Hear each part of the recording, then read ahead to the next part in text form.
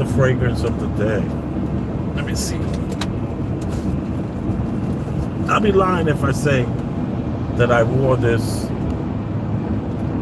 The last time I sprayed this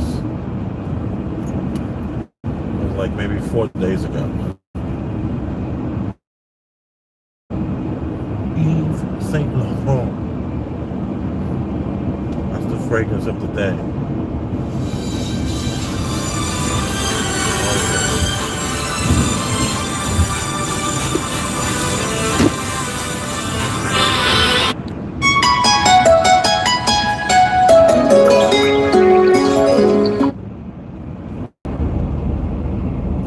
We're back.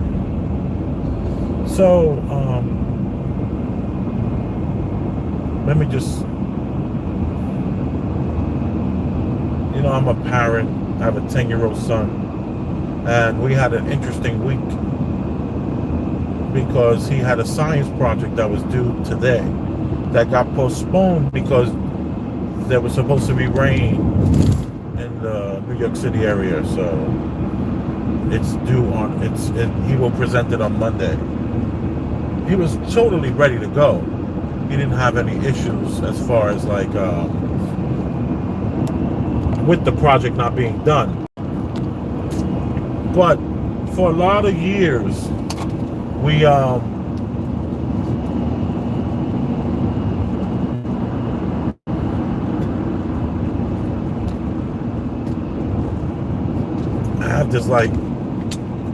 have this water bottle trick that I do, and basically because I want to help him understand that science is not everything that the school is going to provide for you.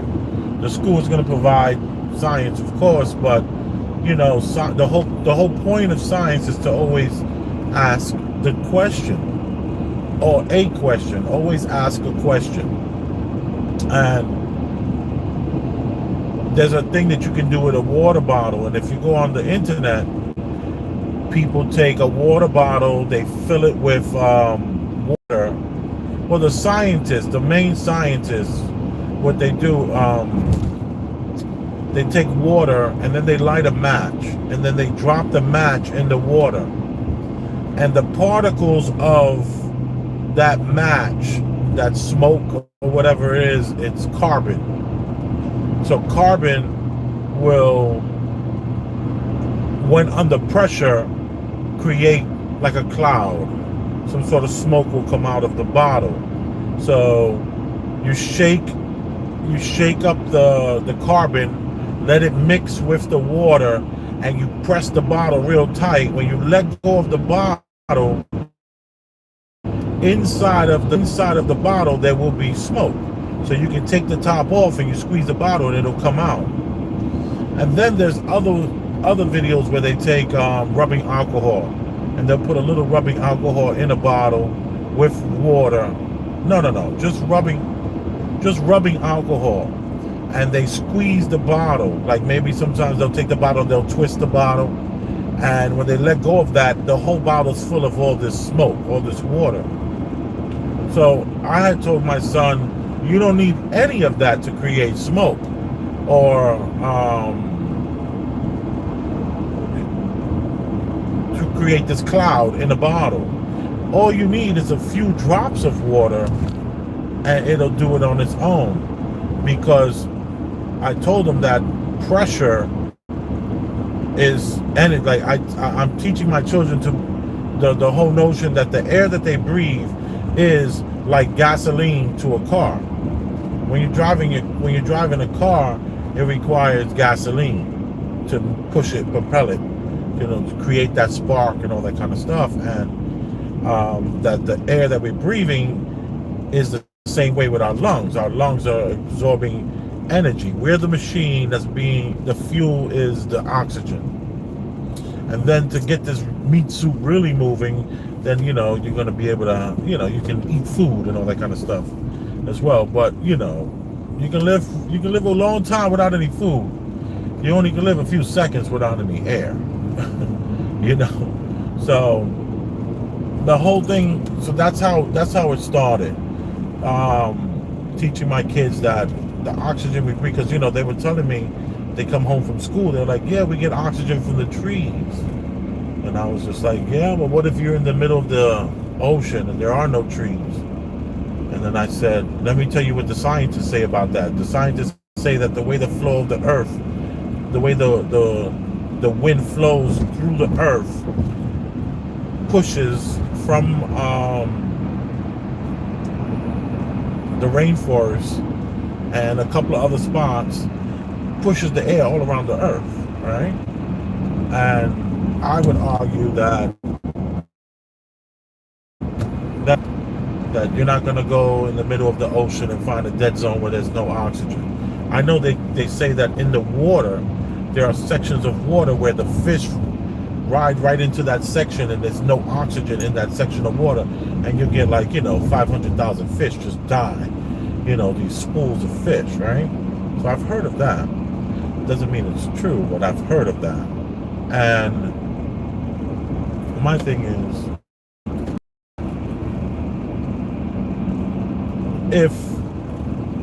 I'm sorry, I totally got distracted by this exit that I'm deciding whether or not, because if I get off here, I don't have to pay the toll, and it's going to take me 6 minutes longer. But if I pay the toll, but I decided I'm off the exit. So I'm telling my son, listen, I'm not a scientist or anything like that, but you have to ask the question, how is it that I can take a water bottle, squeeze the water bottle without creating carbon with the match or adding rubbing alcohol to it and just doing it? Why can't we find this on the internet?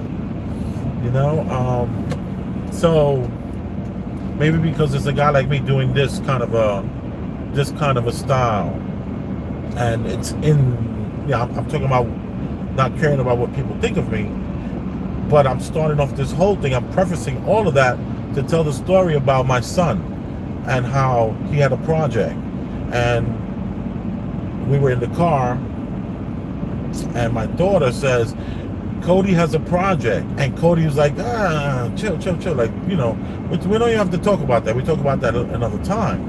And I was like, oh, what kind of project?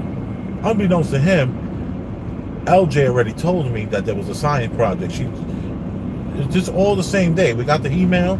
LJ tells me, we picked the kids up from school, and then my daughter's trying to tell me about my son having a science project, and he was like, nah, forget about all that. No, we don't have to discuss any of that at the moment. So, then my daughter, oh, no, I didn't even pick them up from school. This was over the phone. I was just, checking on their day kind of a thing, trying to see if they had a good day or whatever, how was school. Mom picked them up, so they were on speakerphone. So my daughter's like, I'm trying to tell you something, and Cody is fighting me, and he snatched the phone from me. He doesn't want me to tell you. And I'm like, all right, what's going on? And he's like, nothing. I don't want to talk about it. There's nothing to talk about. So Madison says, can I say it? And I was just like, well, if he doesn't want to talk about it, it's not a big deal. So my son is like, exactly. I said, whoa, you're getting very aggressive. And she's like, no, Daddy, I don't know what's the big deal. Cody has a science project due. What's wrong with telling you that he has a science project due? And I said, oh, Cody, you have a science project due? He's like, yeah. And now it's like getting violent in the car. My daughter really just wants to straight up snitch on her brother so bad. And me knowing that there was already a science project due, I was like, go ahead, Maddie, tell me what you want. Cody's, let her talk. It's not a big deal, right? And she says, yeah, I think Cody should do the water bottle thing that you do for his science project. And I say, it's a science project about, and I then tell him, oh, Mom told me about the science project. It's about energy. What does the water bottle have to do with energy? I'm asking my daughter, and she says, and then my son, he just jumps right in. Exactly.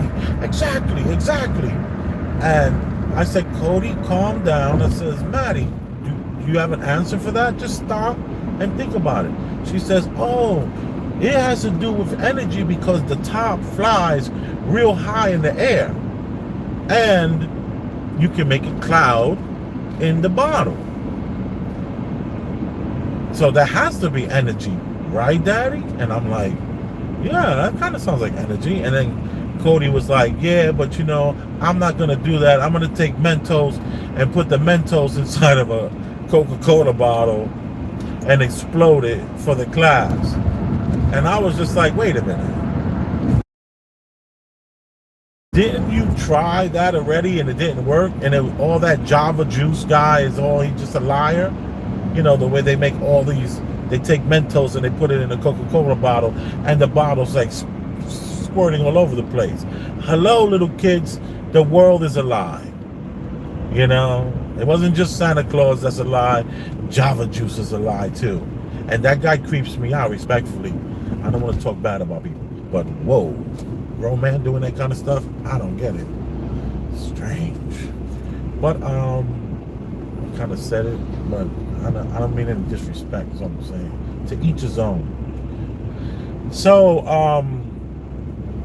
I then say to my son, like, yo, so I was like, so you don't want to do that? I said, you wouldn't want to do the bottle, the anything? And he was like, nah, because, and he said some really mean stuff. He was like, nah, because it's just, he wasn't saying it to me. He said it to his sister. Like, while they were like arguing about her having the answer that this top shoots across the room. He was just like, that project is trash and I don't want to do it. And I was just like, wow. Like, it really hurt my feelings. I was like, damn, you know, I wasn't even pushing. Honestly, when Mom told me it was a project about energy, I never even thought about the water bottle. I was just like, oh, okay. You know, she's like telling me, she's giving me the kids' itinerary every day. You know, half of it I absorb, the other half maybe I don't absorb. I don't know. I'm a man. And so now, you know, my feelings were hurt. You know, I have to say that. My feelings were definitely hurt. When I came back home, he had written me a letter and he told me that he apologized and he hopes that I accept his apology and that he didn't mean what he said. He just was, you know, speaking fast and not thinking about what he was saying. But he would love to do the water bottle trick. And, you know, so we buy the cardboard that you put the water bottle thing on, and we attach the water bottles in different stages. And then I even had him look up what an atom was, and hydrogen and oxygen, and what happens when hydrogen and oxygen become pressurized. And we learned that it was I can't even remember the title. So they had a title and then the question, and the question is, can you make a cloud in a water bottle? So then the last water bottle, there's a drawing of a cloud, and my son drew it real nice, and he did such a great job. And we wound up breaking down all the different sections of this project as far as what do we gain here, what is the hypothesis, and then what is the data. And it looks really great. You know, like, I mean, it looks like an A project to me. And it looks like you'll be able to wow the classroom. Or at least where the presentation, the presentation is outside, which I'm really glad it's outside. Hence the reason why they couldn't do it in the rain. They didn't want to, because of social distancing, they're not in the gym heavy like that, which is gym/auditorium. So, I say all that to get back to the title of the show, is that my son felt that despite the fact that there is science behind this, I kind of pushed the idea, or I just wanted to keep pushing the concept that just because you're never going to see this, doesn't mean you shouldn't ask the question, why does this happen? Why does the smoke come out of the bottle? And then why are they only showing you carbon is what creates a cloud, water vapors, and then when that becomes under pressure, because my theory is that so by me telling my son to be aware of the lies out there, because science is about understanding what it is that like science is about trying to ask all the right questions, ask as many questions as you can, so that you can get answers. So I guess he just was like, yeah, Dad, I see you popping the bottle. I see the top flying 20 feet in the air from squeezing take a regular water bottle like this, you squeeze it, the top goes off, and then we wrote down 7 out of 10 times you will create a cloud in the bottle. It all has to do with how much water is left. It can't be too much water, and it can't be not enough water. And then, when you squeeze the bottle, you can squeeze it the wrong way. So my son has like 50 water bottles for Monday, so that a lot of people can try it themselves, try to create that cloud. And I was telling him he can also create the data, know how many people were able to do the cloud out of how many people. So it's turned out to be a great science project. But the thing is, he didn't trust his father. He didn't believe in his father. He doubted me. He said in the letter how he cared about what people were thinking. He cared about like his conspiracy theorist father, and being maybe judged and looked at. And that if you did have a conspiracy theorist father who was out of his mind and didn't know what he was speaking, or didn't have a real true clue, then in front of your friends who are not your friends, who are just your classmates, I was like, wow, he jumped ship quick.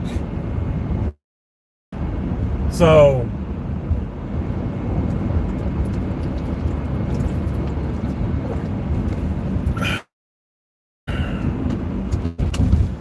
I don't know, man. I love him so much, and I know this is probably very, very natural. This is probably humans and the way we all respond. But I know for me, when my son was born, I was driving a 1999, was it a 99 or 98? I think 99 was the last year that the S-Class big body Benz was made. And I was driving an S-Class big body Benz from the late 90s, probably 99, maybe 98. And I was the guy who took out the numbers in the back because I didn't have enough. I didn't like the fact that it was a 320, and which is the 6-cylinder, and I did not like, and I wasn't a poser and going to put the 500 emblem on it. So I had them take out that 320 because I had the car resprayed and everything on, sitting on 22-inch rims, which was the worst thing I could have ever done. I went through so many rims and tires. It's just crazy. Well, actually, I only went through 2 rims, but I went through about 6 tires. And one of the rims was bent beyond repair, and I was like, I was so over. I put the original rims back on the car after like only maybe a year and a half of the 22s. Yeah, the car's just too big and heavy, and too many potholes in New York. Anyway, I digress from that. Actually, they were 20s. Those were not 22s. I tried to put 22s on and they refused to do it. The people that work at the spot, nah, it's not gonna do. Don't do it. It's gonna be the worst ride you ever had. And they were trying to get me to put 18s on them. They say, you put the 18s, you'll be safe. And I was like, nah, I want 20s. Yo, I was like, no, I want the 20s. And then it was the worst move I ever did. Anyway, I digress from that because I was just saying that when my son was born, that car I was driving, I was looking for parking, which is what I did every day for an hour and a half. Not a big deal. You know, the gas used to, you know, I was eating up a lot of gas, but you know, I always knew something would come up shortly. You know, I always knew the times. So I was in the bar business. So, you know, I would show up, you know, I would leave the bar enough time that when I knew I was getting to the thing, I knew that, you know, I knew the people that were going to work, and I knew the cars. I knew the layout really well. And when my son was born, I bought a smart car because I realized that I want to be home with my family. I don't want to be leaving work 2 hours later because I'm trying to get to a parking spot that opens up in an hour. I was like, I can't do this. I need to be with my family. So what did I do? I bought a smart car. And when I bought this smart car, like, I was about 250 pounds. Because I was 250 pounds for like a lot of years. I met LJ, I was 234. And I made it up to like 250. And I stood at 250 for like, you know, almost 10 years. And then it's when the last like 3 years, it's just like, what the hell? I became addicted to fast food, addicted to sugar, addicted to fried chicken, addicted to, you know, just the sugars and the energy drinks every single day. So, you know, I gained 100 damn pounds, 120 pounds over that walking around 250, you know, and I looked great at 250. In my clothes, that was amazing. Out of the clothes, you know, I showed up to the party right, so I didn't really have too many issues. You know, I made sure I got to the party at least by 8:30. So now, I told my son, so I told myself that if you're going to be a 250-pound man inside of a smart car, you have to understand that this car is massive attention. Everywhere you go, everyone wants to know about the smart car. How does it ride? Do you feel safe in it? Do you go on the highway with that? How far do you go? How much gas does it get? That you're gonna get that all every time. And let me tell you, I went through, in the last 10 years, I went through 3 smart cars.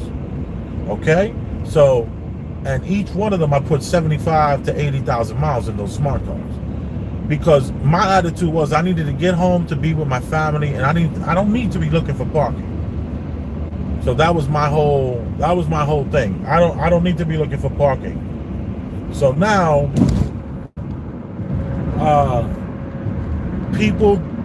I had to understand that people are going to want to talk to me. They're going to want to understand everything. Like, oh man, we like this, you know, like, you know, tell us all about it. And I'm a large man, and people would like sometimes see me in the smart car and just bust out laughing. Like, just straight up would drive right by me. Oh, they would bust out laughing. And I have to be honest with you, I told myself from the very beginning of me getting the car, when I went to the auto show to see how the car, if I even fit in the car, and I couldn't believe that I fit perfectly in that car. It was like, oh, nice. And the seats were like Porsche seats, like the Porsche truck. Not the Porsche truck, the Porsche 911. I swear to you, this is not a joke. The smart car seats are like the Porsche 911 seats. My boy has a Porsche 911. He couldn't believe it. He sat in the smart car seat. He said, what the hell? This is just like my seat. And we went to his seat. We compared it. Then we pulled out the measuring tape that he keeps on his keychain, and they added up. It was so wild. The shape, the size, everything. So now, because I had the nice one, I had the one with the navigation. They call it the Passion, the Smart Car Passion. I first had the 420, the 242, something like that. I don't know. But anyway. So what I would like almost program my brain was, I would say, like, you know, all these people think I'm cool. All these people want to be my friend. That they're not laughing at me. They're loving the fact that I'm in this vehicle. Look at this cool guy in this car. So that's what I said to myself. I said, these people are looking at me like this guy is like the coolest guy.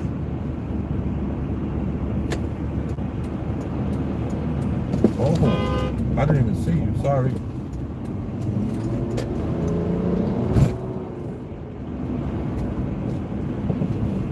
So that's what I told myself. I was like, yo, this guy's like the coolest guy.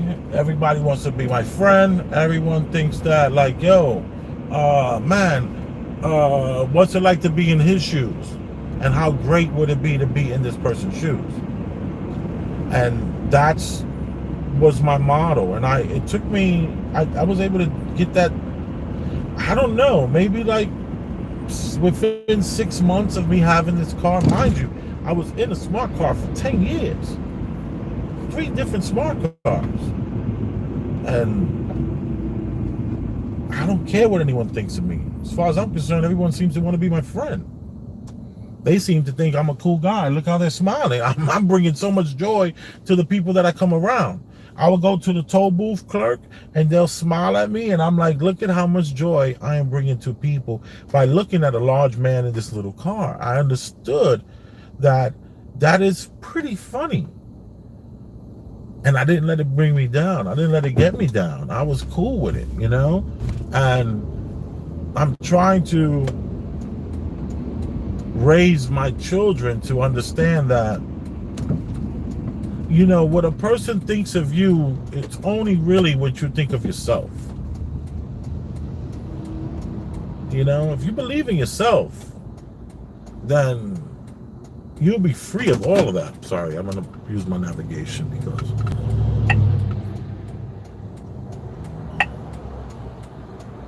I kind of got a little distracted.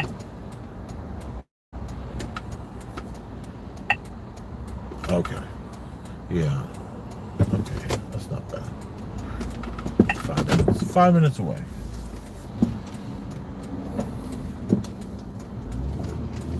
I'm going over to the Keyport Fishery. There's turn right in 1/4 mile. I'm gonna pick up. I got the cooler in the back. Gonna pick up some stuff, and you know, gonna have an amazing fish fry, or if not fish fry, you know, a fish meal. You know, we're gonna have a.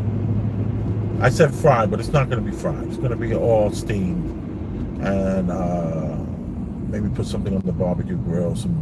I'm just gonna see what they have. I love this place, Keyport Fishery in Keyport, New Jersey. And it's like, I want my children to understand that people's thoughts are their personal. Take the third right.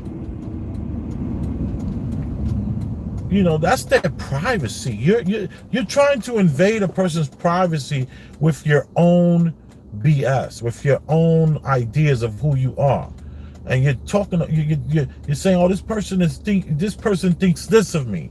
Well, what do you think of yourself?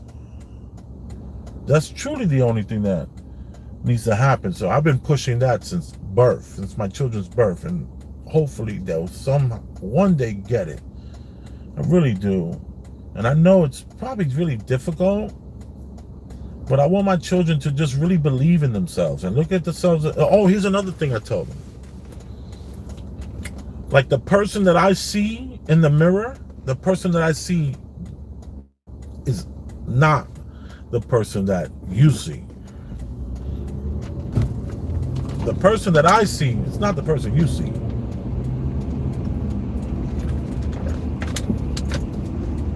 Okay? When I'm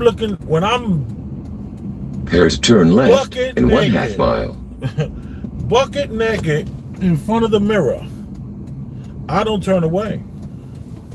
I'm not embarrassed. I see the person that I see in the mirror. I'm not trying to be funny, but that person looks great. That person has amazing legs, 6-pack abs, arms, chest, back, got a neck. I don't see the obese man that the rest of the world sees. I don't see that I don't see what they see. I had to come to terms that when you look in the mirror, you're not going to always see what the rest of the world gets, because you're in your own reality of who you are. Like, I'm not trying to be funny. I got a brother. This dude is freaking gorgeous. He don't think it, so he wears that.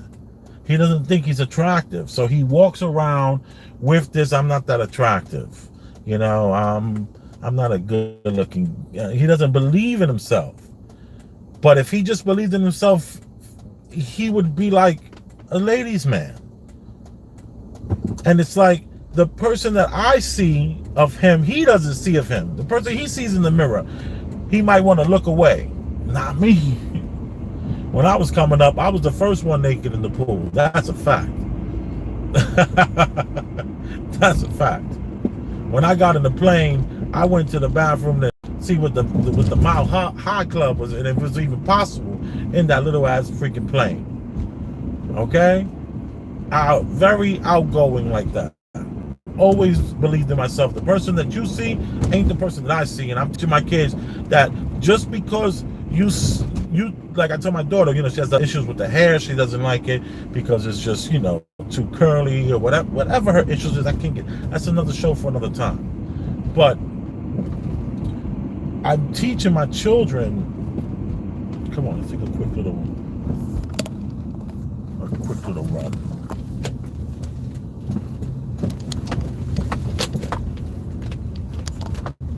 You know, I'm telling my kids. Route recalculation. All right, you gotta hush. All right, take the next right. All right. Delete. Boom. You know, so I'm teaching my kids, man, to just believe in yourself. You can. The person that you see in the mirror isn't what everyone else sees. Everyone else sees something different. And just do not try to think you know what someone is thinking. You have no idea what someone is thinking. That's their own private thoughts. Why are you trying to invade someone's private thoughts? Why? So, you know, I'm big time into teaching that to my children. And hopefully one day my son will get it, you know? Hopefully one day he will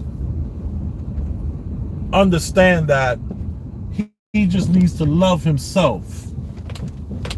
Truly love himself, and love the person that he's gonna be, and that he's gonna. I don't know. Now I'm all over the place with this conversation, by the way, and I understand that, and I respect the ones who, you know, chime in when they do. So, you know, oh look, an excursion is driving by. I got my excursion ready to go. So.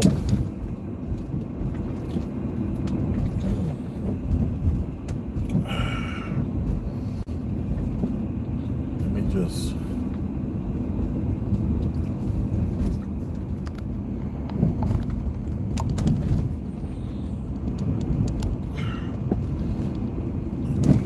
pull over for a sec.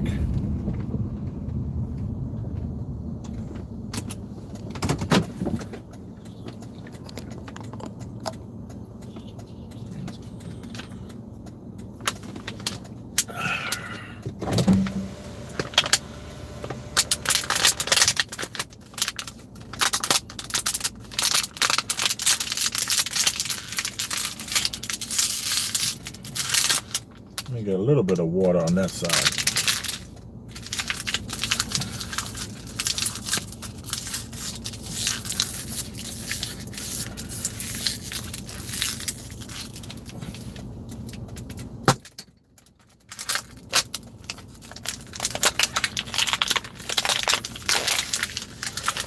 Stop playing with me. Don't doubt me. You saw how far that thing shot across? I just created cold fusion, theoretically. That was the stuff that Tesla was talking about, how the air itself is the energy. We don't need to create the energy is there. We need to harness the energy. And if you take air and you press it real hard, it'll shoot anything you want, anywhere you want it, or at least where you aim it. You are appreciated. Boom.